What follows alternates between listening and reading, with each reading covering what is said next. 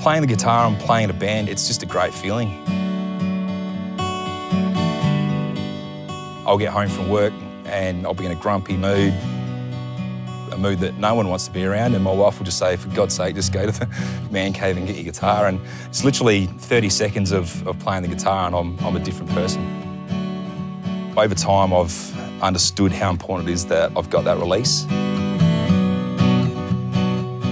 I'm Andrew Crowell, former Adelaide Crows player and current employee at the AFL Players Association. From my experience, I want you to know that it's always better out than in. Football for me was something that the superstars did, and I never considered myself to be a superstar. I think my goal for when I finished school was to be a farmer. It was a dream to obviously to play at the highest level, but it was probably a dream that I did never think was realistic. So yeah, when it happened, it was fantastic.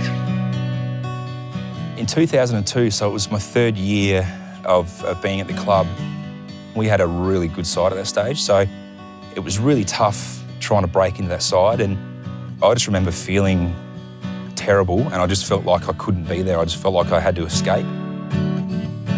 I think probably the thing I struggled with most was living the life of an AFL player, so actually going places and having strangers come up to, I want to talk to you about football.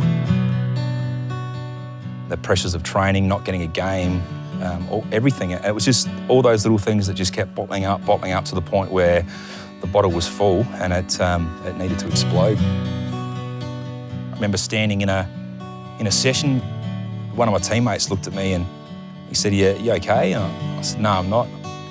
I think he basically dragged me into the doctor's room, and I just remember walking in and basically I just broke down, and for an hour I just spilled my guts on how I was feeling, and it was like 6 months worth of grief had just been lifted off my shoulders. And I remember driving home and I was just sobbing, but there were tears of joy. It was like this whole thing had been lifted off my shoulders. It was like, okay, there it is, it's all on the table now. Let's actually start fixing it. And talking about it was 80% of fixing it, I'd say.